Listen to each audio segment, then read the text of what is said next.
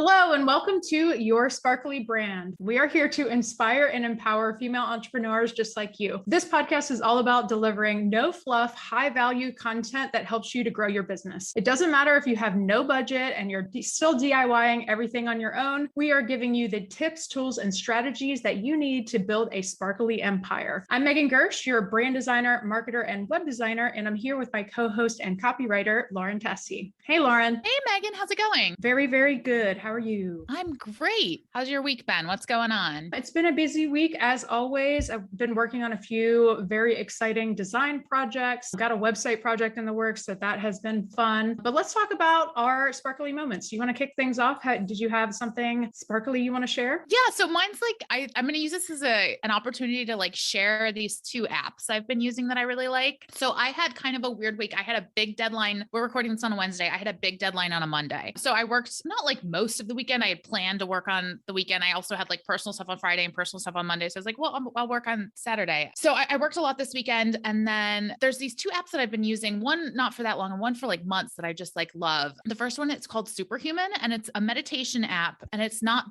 just meditation. It's all guided meditations. And then there's also like background music, like getting into like binaural beats and like the different frequencies and that kind of thing. There's a lot of like walking meditations and like running meditations and cooking meditations. And they're called like chilling meditation. So it's not necessarily like you have to sit there with your eyes closed and meditate, but it's just kind of like background, like a lot of affirmations and that kind of thing. And I really like it because I tend to like, if I'm cooking or if I'm doing something, I want like something going on, like music or a podcast or an audiobook. And this is like, it's not content, you know, it like kind of like gives your brain a break and lets you just kind of like be with yourself, but still kind of have that element. So I've been using this app for a while and I think it's like really great. Totally recommend it. I'll put a link in the show notes. And the other one I just started using is called like brain.fm. I don't know if you've heard of this one, but it's like binaural beats and like different kinds of music to like get you to like focus or to sleep or that kind of thing. And just having these like deadlines these past few days, it's been really good to just like put my ear pods in and like put on the like focus music and just like go into it. And it just helps me, you know, really get into that mode. So those are the two things that have been making me sparkly. I love that. I feel like they should totally steal that slogan, give your brain a break. I feel like it's like amazing. Totally. So what about you? What's your sparkly moment? So this week, one of the projects that I've been working on is from a longtime client of mine. And they approached me about this super fun project where they are making essentially like they have within their company, they have a committee that is dedicated to women's empowerment. And so they are making different like enamel pin designs in order to give out to people in the company that want to support the initiative. So that has been super fun. I've been working on those designs this week. And it's just something that like I felt like really aligned with when they asked me about it. It was like a project that came into my inbox where I was just like, oh my God, this is exciting. Like, so yeah, that's been making me feel a little bit sparkly. Oh, that's awesome. Yeah. I love when you get to like what you're actually like working on is stuff that you're excited about too. And it's not just like sales for somebody else or something, but something you believe in. Yeah, totally. All right. So let's get into our topic for today. We are talking about pain points. Pain points are imperative for effective marketing. And it's all about understanding your customer. The better you understand their pain points, the better you can tap into what their problems are and how your product can help improve their lives. A brand that knows their audience creates loyal customers by improving their lives with products and services that solve real problems. So let's talk about exactly what pain points are. So essentially, these are just the problems that your customer might be experiencing. It's what keeps them up at night. It could be a problem that they're experiencing with a product or service. Your customers also might not be aware that they have this problem until they discover your business or your product or service. Not all pain points are like these big, large problems. Some can be small as well. So like an example of a larger pain point might be something like, I don't know how I'm going to pay my rent this month or something like that. Or I need money right now. Or, you know, I need a fast solution to this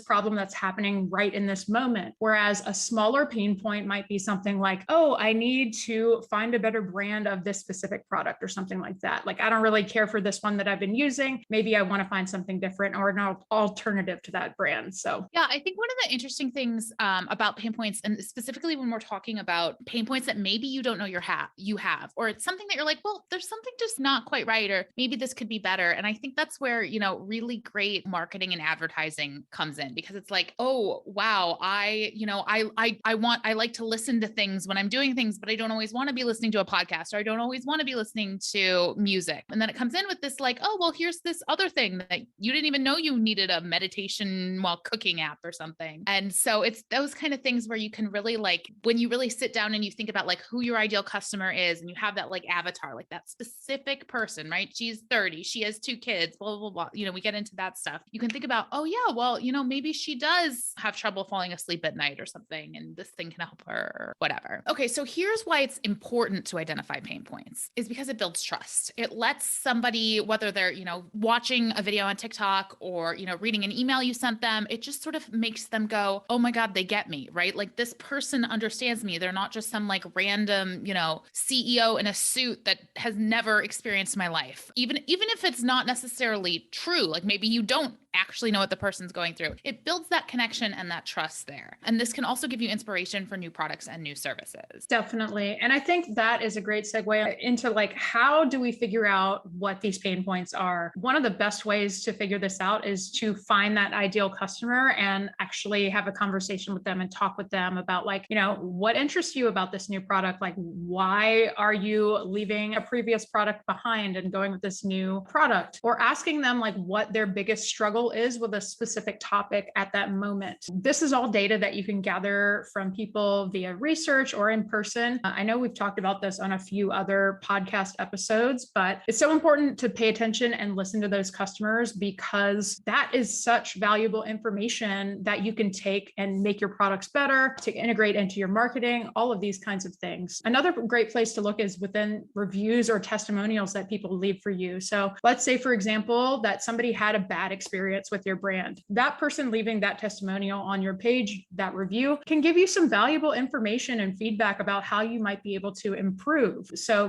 maybe there is communication that needs to happen, or better communication that needs to happen in the customer experience, or maybe a product was lacking a specific feature. So taking all of that into consideration, instead of taking it as criticism, taking it as just like feedback on how you can improve, is just going to help your business in the long run. The more specific that you can get with pain points, the better off you're going to be. So just keep that in mind when you are talking to people and doing your research. Yeah, I think, and like an example on that, on the getting specific, because I know sometimes people struggle with that. It's like, oh, I'm having trouble sleeping. Why is somebody having trouble sleeping? Is it because the baby's crying all night, and then as soon as she goes to lay down, she can't fall asleep again? Or maybe she's having trouble sleeping because she drinks too much coffee, and that's why she can't, it's just sort of really thinking, like putting yourself in the shoes of your customer really helps with finding those pain points and those specific pain points. So we want to be talking to and listening to our customers when it comes to pain points. Number one, the best way to find those pain points that are going to connect with your specific customers. But there's also a couple of like universal pain points, like things we all struggle with. Money is the first one, right? We all want to save money, or we want to make more money. We just want more money. I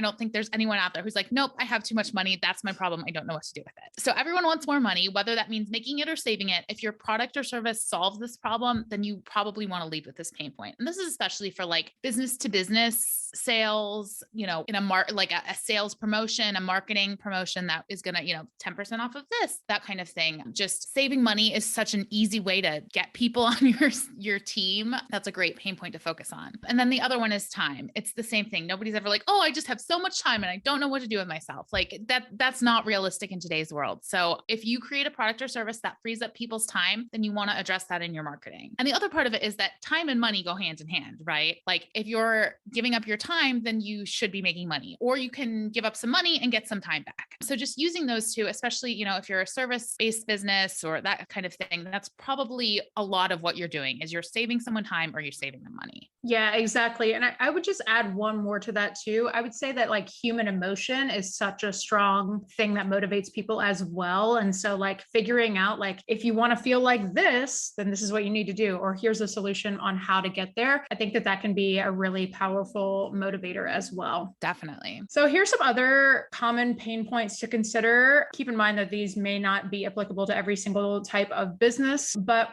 we also want to think about like productivity and processes. I know you were talking about the meditation apps that you're trying out, and perhaps that helps you to become more productive, stuff like that. Figuring out like, even when you're recognizing, oh, I'm not focused when this is my environment, I need a tool to help me focus on XYZ, whatever, recognizing that pain point and figuring out, okay, what are the solutions available that could help me with this specific thing? Another one would be health and vitality. So this kind of ties back to the emotions bit about like, we all want to look and feel good.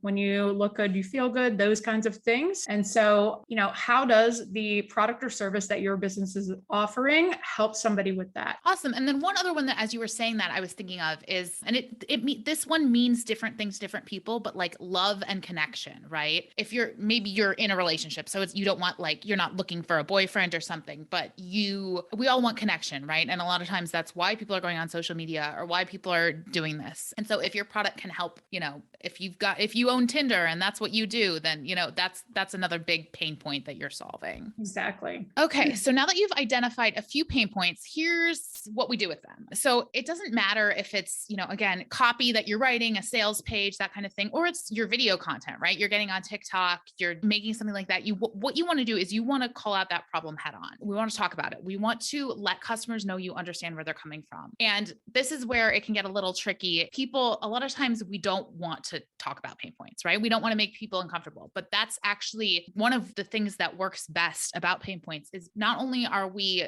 saying, oh, we get you, we see you, we know what you're dealing with, but we can kind of push those buttons in a way to then relieve a person's problem by presenting the solution that is, what you're selling. And there's different ways to do this. You don't have to like grind the knife in someone's stomach of like, oh my gosh, you can't sleep. You're not falling asleep at night. Your life's going to fall apart. You're going to die. You're going to lose all your money. Like we don't have to like milk those pain points to no end. When we think about like really awful advertising, like back from the 60s or those advertising that makes us cringe, that it doesn't really work like that anymore. And I'm sure there are situations where it does, but like, that's not what I do. I don't believe in like just milking a pain point until people are like so manipulated into buying something. But I think there's ways to address pain points and, kind of work them into your copy without it being, painful for your customer. And it's just about acknowledging it, calling them out and going, hey, this might be something you're struggling with. It sucks. Like I see you, like you shouldn't have to do the world though, it's us against the world. And together we're going to help you sleep better at night or whatever, whatever we're dealing with. Yeah. Something that one of my digital mentors taught to me that I really took to heart when I was watching their content was you have to meet people at where they are. And I think people do really respect when you do that and say, like, when you really level with them and you use that, like, kind of like us versus them kind of strategy, it really helps to connect your business and your brand to like whatever that person might be experiencing. So just another tidbit there. All right. So that is all that we have for you today. So go out there and chat with your customers, get to know them and their pain points, and see how you might be able to help them out. We hope that you got tons of value from this episode. If you learned something that's going to help your business grow, please leave us a 5-star review so that our podcast can grow too. Thank you so much for listening. And until next time, stay sparkly.